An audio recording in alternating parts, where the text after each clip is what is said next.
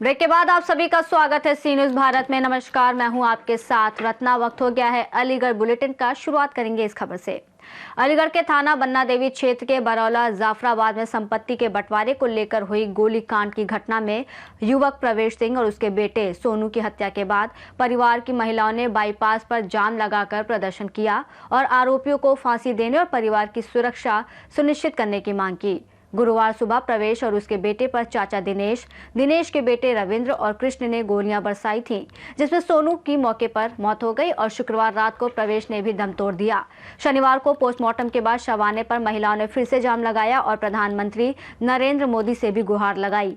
घटना के बाद पुलिस बल ने समझा बुझाकर प्रदर्शनकारियों को हटाया और अंतिम संस्कार पुलिस सुरक्षा में संपन्न कराया। पुलिस ने तीनों आरोपियों दिनेश पुत्र हरप्रसाद, रविंद्र पुत्र हरप्रसाद और कृष्ण पुत्र रविंद्र को जेल भेज दिया है और विवेचना में जो भी साक्ष्य सामने आएंगे उसी आधार पर आगे कार्रवाई की जाएगी। सर, मेरा नाम कृष्ण गोपाल है। मुझे भी मारने की धमकी दी गई थी जब वो उन्हें भाई को और पापा को गोली मार कर जा रहे थे। उन्होंने मुझे पहचाना नहीं था, मैं भी खड़ा हुआ था। मैंने उन्हें जाने के बाद में अपने भाई को और उनको लेकर पहले जीवन ज्योति गया था, फिर उसके बाद में वहाँ पर गया था। उनके साथ में 2-4 और लड़के थे, मगर उनका नाम पता मैं उतना जानता नहीं हूँ, मगर साथ में थे। एक का तो मुझ पर फोटो भी है और मैंने उन्हें से बोला था ना तो मुझ पे FIR फाइल की कॉपी थी, उन पर कौन सी धारा लगाई है, क्या करा, इसलिए जाम लगाया था। वरना मुझे ऐसी कोई बात नहीं है जाम लगाने की। जब ये सारी बातें कह रहे थे मगर मुझे कोई प्रूफ पक्का दे नहीं रहे थे, ना ये पता पड़ रही थी उनके साथ क्या चाहिए। मुझे बस उन तीनों को फांसी चाहिए। बस जैसे मेरे कौन लोग हैं और किन्होंने गोली मारी? उनका नाम है दिनेश सन ऑफ हरप्रसाद और रविंदर सन ऑफ हरप्रसाद और कृष्णा सन ऑफ रविंदर। ये तीनों थे। उनके हाथों में पिस्टल लग रही थी, एक पे पिस्टल थी और एक पे तमंचा था।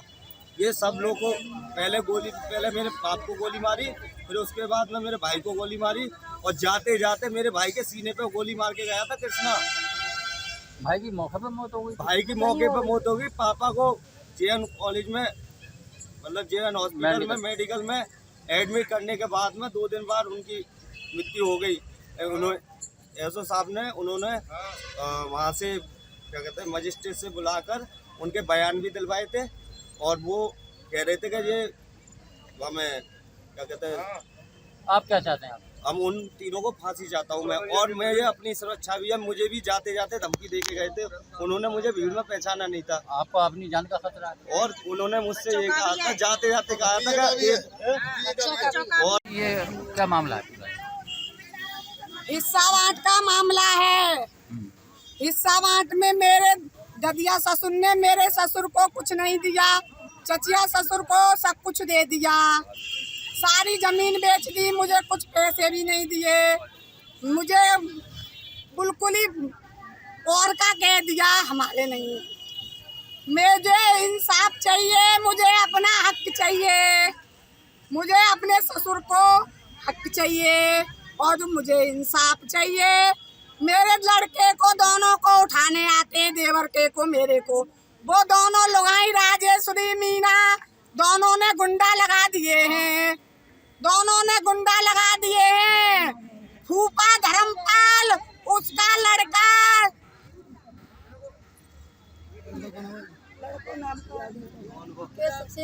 शेखर, इसमें जो लोग भी शामिल हैं, इंदिरावी, शंकरलाल प्रधान, संदीप कुशवाहा, चंदन वीरंदर, जो लोग भी शामिल हैं इसमें। डीलर, इन डीलरों ने मेरे राजा खाए हैं। शंकरलाल प्रधान ने पिस्टन दिए, शंकरलाल प्रधान ने पिस्टन दिए। एक दिन पहले है कहा पुलिस वाले को लाए थे चौकी से, एक दिन पहले पुलिस वाले को चौकी से लाए थे। उन्होंने मरवाया है शंकरलाल, संदीप, वीरंदर, चंदन सिंह, धर्मपाल और शेखर और मेरी फपुआ सास इंदिरा देवी, इनने मरवाया है मेरे पति को। अच्छा, कितनी जमीन हो रहा है और कितनी चाहिए आपको? मुझे मेरे ससुर का जितना हिस्सा उतना ही चाहिए। ईमानदारी से कहती हूँ, मुझे किसी का हिस्सा नहीं चाहिए, मुझे इंसाफ चाहिए, मुझे खून के बदले खून चाहिए, मुझे फांसी चाहिए, ठीक है। मुझे फांसी चाहिए। और लोगों ने क्यों जाम लगा रहा है? देखिए 18 तारीख की एक घटना थी जिसमें यहाँ पे एक प्लॉट के विवाद में इनके भाइयों ने ही गोलीबारी की थी, जिसमें प्रमेश कुमार और सोनू की, प्रमेश कुमार की जो है रात में हॉस्पिटल में मृत्यु हो गई। तो इसी को लेकर महिलाएं मांग कर रही थी कि इसमें कड़ी से कड़ी कार्रवाई की जाए। तो इसके लिए ये है कि इसमें अभियोग पंजीकृत किया गया था और आज जो इसमें नामजद 3 अभियुक्त थे, रविंद्र, कृष्णा और उनके भाई, उनको जो है माननीय न्यायालय के समक्ष आज जेल भेजा गया है पेश करके, और इसमें आगे कार्रवाई की जा रही है। ये सुरक्षा की बात होगी तो इनको फिलहाल जो है थाने स्तर से सुरक्षा उपलब्ध कराई जा रही है, और इसमें अगर आगे ये कोई और अन्य बात बताते हैं सुरक्षा को लेके तो उस पर भी हम लोग ध्यान देंगे और उस पर कार्रवाई करेंगे। सर, जो इनके बाबा थे उनकी भी मौत हो गई? हाँ, वो बता तो रहे हैं, पहले सोनू की मृत्यु हुई थी और ये बाबा थे वो रात्रि में जो है इलाज के दौरान उनकी दुखद मृत्यु हो गई है। तो उनका पीएम चल रहा है, उसके बाद उसमें आगे की विधिक कार्रवाई की जाएगी। अलीगढ़ से सी न्यूज़ संवाददाता संजीव शर्मा की रिपोर्ट। रुक करेंगे अगली खबर की ओर। बता दें कि अलीगढ़ जनपद के थाना हरदुआगंज क्षेत्र में मीट विक्रेता के साथ मारपीट की घटना सामने आई है, जिसका 6 मिनट 56 सेकंड का वीडियो सोशल मीडिया पर वायरल हो रहा है। वीडियो में कुछ लोग बाइक पर रखे मीट के बोरे को जमीन पर फेंकते और करीब 5 मिनट तक विक्रेता को घेर कर मारपीट करते नजर आ रहे हैं। इस दौरान उसकी बाइक को ईंट और लातों से तोड़ा गया। पुलिस जांच में पता चला कि मारपीट करने वाले में कुछ लोग आगरा के भी थे। जानकारी के अनुसार आरोपियों ने युवकों को पकड़कर गाय का मांस बेचने और रखने का झूठा आरोप लगाकर गाली गलौज और हिंसा की, जिससे विक्रेता को गंभीर चोटें आईं। भीड़ इकट्ठा होने और पुलिस के आने पर आरोपियों ने बिल और कागजात फाड़ दिए। पुलिस ने 7 आरोपियों और अज्ञात के खिलाफ मामला दर्ज कर उन्हें वीडियो के आधार पर चिन्हित करने की कार्रवाई शुरू कर दी है। राजा भाई, ये हरदोगंज में जो अभी लड़के के साथ में मारपीट की गई है 2 मार्च को लेकर, क्या कहेंगे इसको लेकर? देखिए, ये शरीफ नाम का लड़का है और अतरौली का रहने वाला है। पिछले 30 वर्षों से हरदोगंज के अंदर अपना गोश्त बेच करके परिवार को पाल रहा है। और ये उग्रवादी किस्म के लोग जो आतंकी सोच रखते हैं, इन्होंने ये निश्चित कर लिया है कि जितने भी मुस्लिम व्यापारी हैं, छोटे हों या बड़े हों, उनसे पहले रंगदारी मांगते हैं और रंगदारी न देने पर उनको रोक करके मार पिटाई करते हैं। उन्हीं में से एक ये मामला है कि शरीफ को रोकने का प्रयास किया गया, उससे पैसे मांगे गए, जैसे कि उसके परिजनों ने बताया है। जब इन्होंने रुपए नहीं दिए, पैसे नहीं दिए, तो उसको रोक करके उसके साथ मार पिटाई की गई और उसके साथ मॉब लिंचिंग करने का प्रयास किया गया। वो तो वहां की जब भीड़ इकट्ठा हो गई है उसको देख करके भाग गए और उसके बाद जो भी चीज थी उसको भी इन लोगों ने लूट लिया है। मैं ये कहना चाहता हूँ, अलीगढ़ के अंदर आए दिन ये घटनाएं हो रही हैं। प्रशासन इतना सख्त है, कप्तान साहब की कार्यशैली पे कोई प्रश्नवाचक चिन्ह नहीं लगा सकता कि उन्होंने ईमानदारी की मिसाल हर मामले में जो है पेश की है। मुझे उम्मीद है कि इस मामले में भी कप्तान साहब इनको कानून का पाठ पढ़ाने का काम करेंगे। अगर कप्तान साहब इस मामले को संवेदनशील लेते हैं तो मुझे उम्मीद है कि अलीगढ़ में ये काम जो है रोक जाएगा। अगर कप्तान साहब इस मामले को लाइट ले जाते हैं, अलीगढ़ पुलिस कोई कार्रवाई नहीं करती है, तो ये पूरे देश की अखंडता पर, भाईचारे पर बहुत बड़ा ठेस है। क्योंकि इन लोगों ने ये मान लिया है कि ये मुसलमान इस देश में सेकंड जो है दर्जे का नागरिक है, इनके खिलाफ जो कर लो कोई भी कार्रवाई नहीं होगी। लेकिन ये हाथ में कानून लेने वाले लोग, इनको ये एहसास होना चाहिए कि ना तो इस देश का मुसलमान सेकंड दर्जे का नागरिक है, वो अपनी रक्षा खुद कर सकता है। उसके बाद अलीगढ़ प्रशासन को मुसलमानों को लेकर के ये जागरूकता करनी होगी कि इस देश का प्रशासन, इस जिले के कप्तान साहब और जिले की पुलिस इन मुसलमानों के अधिकारों की रक्षा के लिए खड़ी हुई है। अगर कोई भी ये 2 टके के मवाली और ये बेरोजगार लड़के किसी भी मुस्लिम व्यापारी को रोड पे रोक करके मारेंगे और उनके खिलाफ कार्रवाई नहीं होगी, तो इस देश किस दिशा में जा रहा है? यह मैं साफ कप्तान साहब से मेरी मांग है कि साहब निष्पक्ष कार्रवाई इनके खिलाफ करी जाए, मुकदमा दर्ज करके इनको जेल भेजा जाए। अन्यथा हम तमाम पार्टी के लोग, तमाम सामाजिक संगठन और तमाम विपक्ष की पार्टियों के लोग एक संयुक्त डेलीगेशन बनाकर कप्तान साहब से मिलेंगे कि साहब इन पर कार्रवाई होनी चाहिए और जेल भेजा जाए। वसीम भाई, हरदोगंज में जो मार्च को लेकर एक लड़के के साथ मारपिटाई करी गई है, वो वंश बताकर क्या कहेंगे इसको लेकर? देखिए, हमें पूरा यकीन और भरोसा है जिस तरह से अलीगढ़ के कप्तान साहब ने एक पुलिस की अच्छी छवि बना रखी है, वो निष्पक्ष रूप से ऐसे लोग जो आए दिन मॉब लिंचिंग के नाम पर दंगाई या दंगा कराना चाहते हैं, ऐसे लोगों के खिलाफ सख्त से सख्त कार्रवाई करेंगे। ये लोग पहले तो हफ्ता वसूली करते हैं, अगर इन लोगों को हफ्ता वसूली ना दें, जब आप ये सोचिए एक फैक्ट्री में से जब ऑन बिल गोश्त वहां से आ रहा है तो ये क्यों हफ्ता वसूली कर रहे हैं? सबसे बड़ा मुद्दा यह है कि ये स्वयं घोषित नेता हैं। कुछ गैंग अलीगढ़ में स्थापित हो चुकी हैं, करनी सेना के नाम से, कुछ बजरंग दल के नाम से। इन लोगों का काम सिर्फ और सिर्फ अलीगढ़ के भाईचारे को खत्म करने का रह गया है। नसीम भाई, इससे पहले भी कुछ घटनाएं हुई है, पनेठी पे भी इस तरह की घटना हुई थी, उसमें भी मेरे ख्याल से कार्रवाई हुई है। क्या आप देखिए, कार्रवाई इसमें पहले भी हम तो ये चाहते हैं, पहले भी इस पे कार्रवाई हुई थी। अब तो इस वक्त अलीगढ़ को इतने बढ़िया कप्तान साहब मिल चुके हैं जो निष्पक्ष रूप से अपना काम करते हैं। पहले कुछ संगठन के लोगों ने आई लव मोहम्मद लिख दिया और नाम किसी और का लगा दिया। ऐसे ही ये वही लोग हैं, इन पे काम तो है नहीं कुछ। ये स्वयं घोषित नेता है, ये जहां चाहते हैं वहां मॉब लिंचिंग करना शुरू कर देते हैं। पहले अकराबाद पनेठी पे करी, अब आज ये हरदोगंज में कर दी। तो मैं तो आपके माध्यम से अलीगढ़ पुलिस कप्तान साहब से गुजारिश करूंगा, संवैधानिक रूप से इनके ऊपर मुकदमा पंजीकृत हो और इनको जेल भेजा जाए तुरंत। अलीगढ़ से सी न्यूज़ संवाददाता संजीव शर्मा की रिपोर्ट। रुक करेंगे अगली खबर की ओर, जहां बता दें अलीगढ़ जनपद में ठंड बढ़ने के साथ ही अज्ञात चोरों ने थाना अकराबाद क्षेत्र के पनेठी में 2 घरों से लाखों रुपए की नकदी और लाइसेंसी राइफल चोरी कर ली, जिससे गांव में रात भर हड़कंप मचा रहा और लोग पहरा देने पर मजबूर हुए। चोरी की सूचना पर डीएसपी थाना पुलिस और फॉरेंसिक टीम मौके पर पहुंची और घटनास्थल से साक्ष्य जुटाने के साथ सीसीटीवी फुटेज खंगालने में जुट गई। स्थानीय निवासियों ने बताया कि चोरी की ये घटना इलाके में कई अन्य चोरी की घटनाओं के सिलसिले में हुई है और पुलिस पूरी ताकत से आरोपियों की पहचान और गिरफ्तारी के प्रयास में लगी है। ना मम्मी नहीं बताइए उन्हें। क्या नाम है आपका? अनीता शर्मा। कहाँ के रहने वाली हो? बांकरे ससुराल है मेरी, एक मायका है। अच्छा, क्या क्या चोरी हुआ है आज? एक चैन, एक सोने की अंगूठी, 4 जोड़ी पजेबी भारी हल्की सा और एक हमारी राइफल और 1.5 लाख। कितने लोग थे? मम्मी पापा और हम 2 बहन।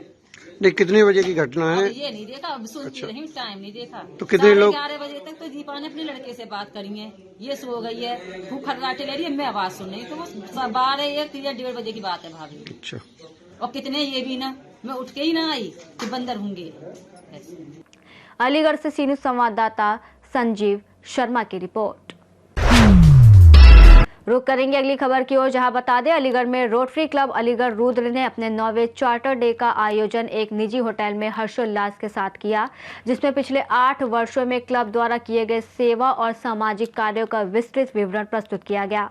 कार्यक्रम को रोचक और यादगार बनाने के लिए सदस्यों ने कविता पाठ, गीत प्रस्तुति और विभिन्न मनोरंजक खेलों का आयोजन किया। कार्यक्रम में मुख्य अतिथि के रूप में club GSR Sandeep Agarwal, assistant governor Amit Agarwal और past assistant governor Anurag Gupta मौजूद रहे। क्लब अध्यक्ष संदीप वार्ष्णेय ने सभी सदस्यों और अतिथियों का आभार व्यक्त करते हुए कहा कि क्लब समाज हित में सेवा भाव के साथ कार्य करता रहेगा।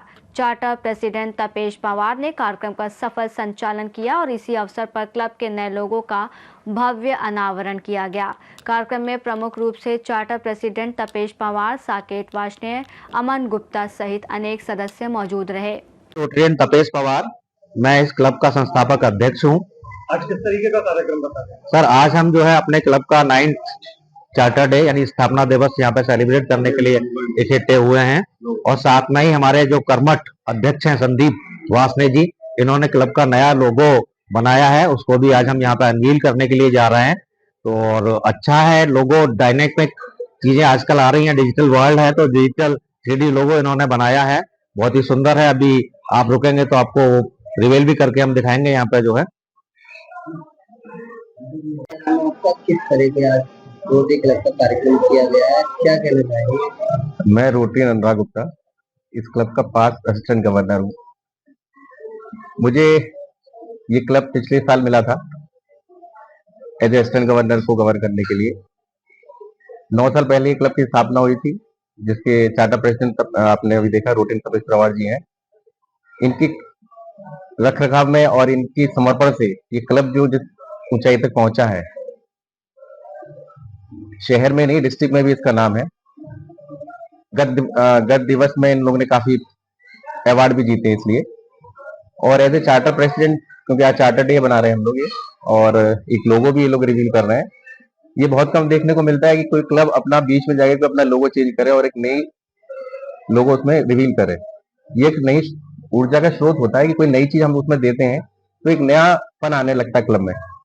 तो ये मैं इनको चार्टर प्रेसिडेंट साहब को बहुत बहुत धन्यवाद देता हूँ और पूरी क्लब टीम को धन्यवाद देता हूँ कि इन्होंने इसके बारे में सोचा और रोटरी के लिए, जैसे कि सामाजिक संस्था है रोटरी, उसके लिए कैसे काम करते हैं उसकी प्रेरणा ये अक्सर देते रहते हैं आपस में। तो इस क्लब का नाम विश्व में काफी ऊंचा है और मैं आशा करता हूं और इनको मुबारकबाद भी देता हूं कि आगे भी गत दिवस में ये लोग ऐसा काम करते रहेंगे। धन्यवाद।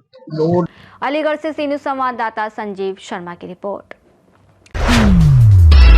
रुक करेंगे अगली खबर की ओर, जहां बता दें अलीगढ़ में श्री कृष्णा भक्ति क्लब के तत्वाधान में भारद्वाज कंपाउंड पला रोड स्थित निवास पर स्वर्गीय श्री रमेश चंद्र भारद्वाज की द्वितीय पुण्यतिथि के अवसर पर भारद्वाज परिवार द्वारा अध्यात्म रामायण पाठ और श्री खाटू श्याम भजन संध्या का भावपूर्ण आयोजन किया गया।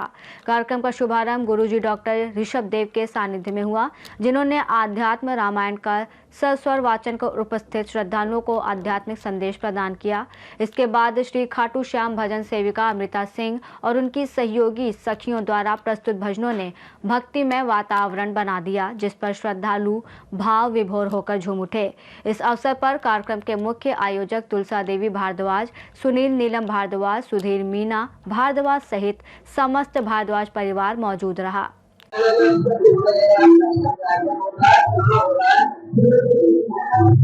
शर्मा नाम है मेरा। आज पला रोड भारद्वाज कंपाउंड में चल रहा है। डॉक्टर ऋषभ देव जो कथा वाचक है, राम कथा करी है उन्होंने, प्रभु जी ने 1 घंटे की राम कथा करी है। उसके बाद अमृता सिंह जी खाटू श्याम संध्या भजन कर रही है।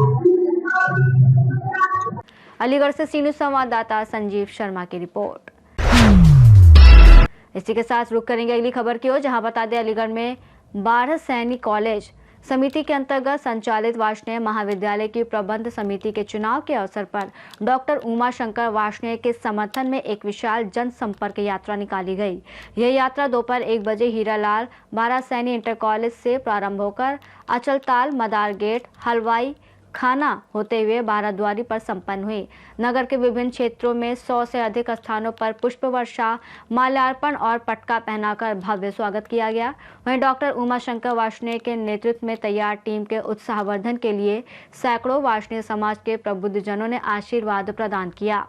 यात्रा का शुभारंभ समाज सेवी अजय नंदन गुप्ता द्वारा पटका पहनाकर किया गया, जबकि अचलताल पर राजा राम मित्र परिवार ने सभी संभावित प्रत्याशियों का पुष्प वर्षा और दुशाला ओढ़ाकर सम्मान किया। इस अवसर पर अजय नंदन, सुशील कुमार, संजय कृष्ण सहित बड़ी संख्या में समाज के गणमान्य लोग मौजूद रहे। Wife of Kapil Gupta. किस तरीके का कार्यक्रम रखा गया? आज हमारे कॉलेज के विकास के लिए एक रैली निकाली गई है, जिससे उसका अच्छे से प्रचार हो सके और हमारे डॉक्टर उमा शंकर की टीम को भारी से भारी बहुमत से विजयी बनाए। कहां से कहां तक रैली निकाली गई? ये हीरालाल 12 सैनी इंटर कॉलेज से भारद्वारी तक निकाली गई है। मतदान कब है? 21 दिसंबर दिन रविवार। उमा शंकर वार्ष्णेय कॉलेज सोसाइटी के चुनाव में अपनी टीम का नेतृत्व कर रहा हूं और मैं जनता से आग्रह है कि कॉलेज के विकास के लिए, कॉलेज को घोटाले रहित सरकार देने के लिए, कॉलेज में नए कोर्सों को इंडक्शन के लिए, कॉलेज के हर संभव व्यवसायिक कार्यक्रमों को लाने के लिए मैं संकल्पित हूं। मैं ऐसा कॉलेज बनाना चाहता हूं जिससे पूरे वार्ष्णेय समाज को गर्व की अनुभूति हो। इसलिए मेरा सभी मतदाताओं से अनुरोध है कि भारी मात्रा में आकर हमारे सभी मेंबर्स को वोट दें, सहयोग करें, समर्थन दें और हमें विजयी बनावें कॉलेज के समग्र विकास के लिए। मेरा नाम घनेन्द्र कुमार गुप्ता है। मैं श्री 12 सैनी कॉलेज सोसाइटी से कनिष्ठ ज्वाइंट सेक्रेटरी के दायित्व पर खड़ा हुआ हूँ। ये दायित्व मेरे महादेव ने मुझे अग्रसर करने के लिए इस दायित्व पर चुनाव लड़वाने की सहयोग किया है। मेरा महादेव की असीम कृपा से आज तक हम जो भी कर पाए हैं, उस कार्य को देखते हुए हमें आशा ही पूर्ण विश्वास है कि महादेव के सभी भक्त अक्रूर जी के वंशज मुझे व मेरी टीम को पूर्ण सहयोग, पूर्ण बहुमत देने वाले हैं। महादेव की कृपा से, आप सबको सहयोग से, आप सबके आशीर्वाद से मैं एक निवेदन कर रहा हूँ आप सबसे, हे मेरे महादेव के भक्तों, हे मेरे अक्रूर जी के वंशजों, हे मेरे कॉलेज को उन्नति को देखने वाले बंधुओं, मैं आपसे निवेदन करता हूँ कि आप ऐसे व्यक्ति का चयन करें जो कॉलेज के विकास के लिए कार्य कर सके, जो हमेशा आपके लिए तत्पर तैयार हो। ऐसा ना हो आप ऐसे लोगों का चयन कर लें जो अपने व्यापार, अपनी दुकान, अपने व्यवसाय पे बैठे रहे, सिर्फ अपने वोट बैंक के खाते वो विजयी हो जाएं। मेरा निवेदन है आप सबसे कि मेरे महादेव के भक्तों, आप ऐसी सरकार, ऐसे सोसाइटी के लोगों को चयन करें जो कॉलेज का विकास कर सके। लास्ट में महादेव। अलीगढ़ से सी न्यूज़ संवाददाता संजीव शर्मा की रिपोर्ट। रुक करेंगे अगली खबर की ओर, जहां बता दें अलीगढ़ में श्री वार्ष्णेय महाविद्यालय के आगामी चुनाव के अवसर पर शेखर सर्राफ ग्रुप ने अपने प्रत्याशियों को मैदान में उतारा। निवर्तमान अध्यक्ष सीए अतुल कुमार गुप्ता ने बताया कि श्रद्धेय श्री शेखर सर्राफ द्वारा महाविद्यालय को जो विकास की दिशा दी गई, उसी पद पर ग्रुप आगे बढ़ रहा है। अध्यक्ष पद के प्रत्याशी धीरेन्द्र गुप्ता, सचिव पद के प्रत्याशी सीए गौरव वार्ष्णेय और कोषाध्यक्ष पद के प्रत्याशी अनूप कुमार गुप्ता ने प्रेस वार्ता में अपने उद्देश्यों और महाविद्यालय और समाज के विकास के प्रति अपनी प्रतिबद्धता व्यक्त की। इस अवसर पर प्रज्ञा वार्ष्णेय, राजीव जलाली, मुकेश कातिब, स्वाति गुप्ता सहित सदस्य पद के कई प्रत्याशी और अन्य पदाधिकारी भी मौजूद रहे, जिन्होंने महाविद्यालय और समाज के समग्र विकास के प्रति अपना समर्थन व्यक्त किया। गौरव जी, चुनाव होने वाला है, तो किस तरह की कल्याणकारी योजनाएं आपकी टीम लेकर के आई है इस महाविद्यालय के लिए इस नए सत्र में, और किस तरह का वायदे और दावे आपके लिए? ये चुनाव होने जा रहा है 21 तारीख को श्री वार्ष्णेय महाविद्यालय में। ये संविधान में परिवर्तन होने के बाद इस चुनाव का सत्र 25 से 29 है। पहले ये चुनाव 3 वर्ष के लिए होता था, अब ये चुनाव आगे 4 वर्ष के लिए होगा। हम शेखर सर्राफ ग्रुप से इस चुनाव को कंटेस्ट कर रहे हैं और इस चुनाव में हमारी जो प्राथमिकताएं हैं वो ये है कि हमारे यहाँ 2026 में नेक का इंस्पेक्शन होना है, जिसमें हमारी प्राथमिकता ये है कि हम अपने कॉलेज को, श्री वार्ष्णेय महाविद्यालय को A++ का ग्रेड दिलवा पाएँ। दूसरी प्राथमिकता, हमारी एक बिल्डिंग बन रही है, सेल्फ फाइनेंसिंग विंग के नाम से। उस बिल्डिंग का हम कंस्ट्रक्शन कराने जा रहे हैं, जिसका पहला लेंटर कल पड़ चुका है और हम ये 3 मंजिला इमारत है और 3 मंजिला इमारत 39 कमरों को लेकर बनेगी, जिसमें B फार्मा, D फार्मा के कोर्सों को संचालित किया जाएगा। तीसरा, एमएड हमारे यहाँ उसका NOC हमको मिल गई है एमएड के लिए, लेकिन उसके लिए पैनल का अभी स्थापना नहीं हुई है। हम जब आएंगे 25 में 29 सत्र में चुनाव जीतकर, तो 25 और 29 सत्र में सबसे पहले एमएड के पैनल को हम लेकर उस एमएड को अप्लाई करने का, एमएड की कोर्स को चालू करने के लिए कटिबद्ध हैं। आपके अलावा विभिन्न पदों पर कौन कौन प्रत्याशी चुनाव लड़ रहे हैं? हमारे शेखर सर्राफ ग्रुप से अध्यक्ष पद पर माननीय धीरेन्द्र गुप्ता जी, फोटो वाले, ये अध्यक्ष पद पर हैं। मैं खुद सचिव पद पर रिपीट कर रहा हूँ। मेरे साथ अनूप भाई साहब कोषाध्यक्ष पद पर रिपीट कर रहे हैं। हमने शासनी से एक प्रतिनिधित्व दिया है सीनियर वाइस प्रेसिडेंट के रूप में प्रज्ञा वार्ष्णेय जी को। जूनियर वाइस प्रेसिडेंट पर हमारे यहाँ राजीव गुप्ता जलाली वाले जी चुनाव लड़ रहे हैं। हमारे यहाँ सीनियर ज्वाइंट सेक्रेटरी पर मुकेश कातिब जी चुनाव लड़ रहे हैं और जूनियर ज्वाइंट सेक्रेटरी पर स्वाति जी भी चुनाव लड़ रही हैं। और हमारे यहाँ 14 मेंबर्स डॉक्टर कौशल किशोर जी, विष्णु गुप्ता एडवोकेट जी, रविकर आर्य जी, विपिन शांति वीडियो जी, सुधीर कुमार सैपऊ जी, नवरत्न कुमार बंटू जी, एडवोकेट विपिन कुमार जी, सुमित कुमार एडमिन जी, राजा सौरभ जी, श्रीमती शिखा राजा जी, श्रीमती बोस्की वार्ष्णेय जी, इंजीनियर नेहा वार्ष्णेय जी और 2 अप्रवासी डॉक्टर कवि शंकर जी एटा से और देवेंद्र गुप्ता मोनू चंदौसी से ये चुनाव कंटेस्ट कर रहे हैं।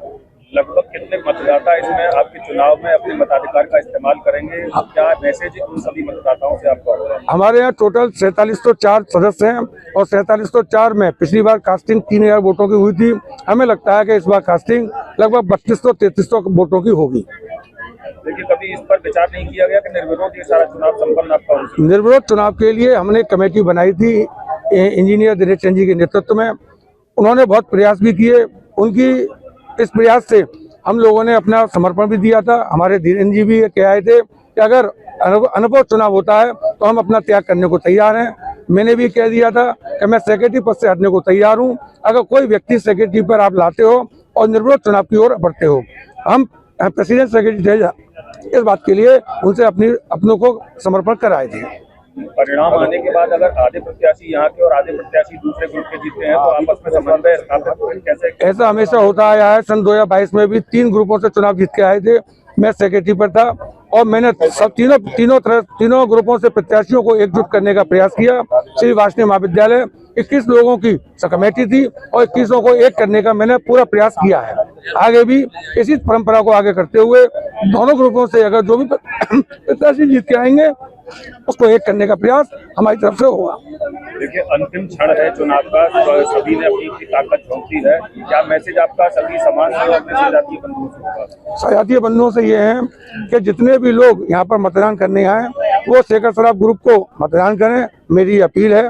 बाहर से आए हुए मतदाताओं का मैं यहाँ हार्दिक स्वागत करता हूँ। उनको किसी भी तरह की समस्या श्री वासनीय महाविद्यालय में नहीं होगी और अगर कोई भी समस्या होती है तो हम पूरी मैनेजमेंट कमेटी उनके साथ है। किसी भी तरह की समस्या को बाहर के लोगों के लिए समस्या को नहीं होने दिया जाएगा।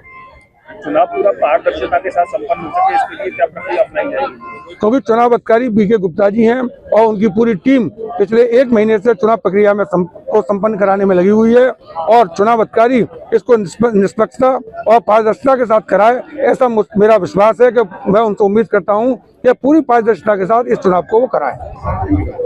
आपका तो क्या मैसेज आपका सभी अपने मतदाताओं से होगा और क्या कहना चाहेंगे आज? देखिए, जैसा ये डेमोक्रेटिक प्रोसेस है, हिंदुस्तान की गवर्नमेंट भी ऐसे ही बनती है और डेमोक्रेटिक प्रोसेस में जब चुनाव होते हैं तो सारे मतदाताओं को ये संदेश दिया जाता है कि भाई आप निष्पक्ष होकर जिस भी प्रत्याशी को आकलन कर लें क्या वो इस लायक हैं जो कॉलेज की सेवा कर सकें, जिनके पास अनवरत समय भी हो। मैं स्वयं भी पिछले 18 वर्ष से सारे मतदाताओं के आशीर्वाद से कॉलेज की सेवा कर रहा हूँ। ये मेरा 7वां सत्र है। पहले से मैं सदस्य रहा हूँ, इस बार मुझे अध्यक्ष पद का प्रत्याशी बना दिया गया है। एक चीज रह गई थी, हमारे यहाँ इंडोर स्टेडियम है जो 10,000 स्क्वायर फीट में है, उसके बराबर बास्केटबॉल प्रैक्टिस के लिए काफी बड़ा मैदान है और उसके बाईं तरफ मंदिर और बास्केटबॉल के बीच में हमारे पास करीब 4,500-5 हज़ार का जगह है, जिसमें हमारे मैनेजमेंट ने आगे चूंकि सारे समाज के लोगों की ये शिकायत रहती थी कि आप पिछले बार जो उठावनी या और भी अन्य कार्यक्रम के लिए रघुनाथ भवन दिया करते थे वो आपने बंद कर दिए हैं। उसका एक सबसे बड़ा कारण ये था कि हमारा जो शैक्षणिक व्यवधान पैदा होता था, लोग कोई भी कार्य करते थे उसमें 2-4-5 घंटे पहले तैयारी में लगते थे, इसलिए उसको हमें मजबूरन बंद करना पड़ा। लेकिन अब की बार हमारे मैनेजमेंट ने ये तय किया है कि जो बास्केटबॉल के बराबर का क्षेत्र है जिसमें हमने काम भी शुरू करा दिया है, उसको हम स्पोर्ट्स कॉम्प्लेक्स और उठावनी तथा अन्य उत्सवों के लिए कार्य रूप में शुरू करा देंगे, जो अभी इस मैनेजमेंट के चुनाव के बाद तत्काल शुरू हो जाएगा। साथ साथ ही मैं एक चीज और आपको इंगित कर दूं कि देखिए, जिस तरह से शेखर सराफ जी ने अनवरत कॉलेज के लिए अपनी सेवाएं दी, मैं डॉक्टर कौशल किशोर जी और शेखर जी, हम तीनों, आप यकीन करें न करें, जून के महीने में तपती दोपहरी में 6-6 घंटे हम लोग लगातार अपने सामने कंस्ट्रक्शन कराते रहे हैं। हम उसी परंपरा को डॉक्टर कौशल किशोर जी भी सदस्य के पद के रूप में लड़ रहे हैं। मैं अध्यक्ष के पद के रूप में लड़ जरूर रहा हूँ, लेकिन मेरा कार्य रूप जो होगा वो सदस्य की तरह से जैसे मैं करता रहा हूँ उसी रूप में करता रहूँगा। साथ ही मैं आशा करता हूँ कि जिस तरह से हमारे गौरव जी ने 3 ग्रुपों को 22-25 के सत्र में एकजुट बना के रखा, अब की बार भी हम 100% उसमें सफल रहेंगे, क्योंकि हमारा जो ध्येय है वो सत्य, पारदर्शिता, ईमानदारी और विकास के रूप में आगे बढ़ने का है, न कि छल कपट से किसी चीज को हासिल करने का। धन्यवाद। अलीगढ़ से सीनू संवाददाता संजीव शर्मा की रिपोर्ट। इसी के साथ अलीगढ़ बुलेटिन में फिलहाल इतना ही। देश और दुनिया की तमाम बड़ी खबरों के लिए देखते रहिए सी न्यूज़ भारत।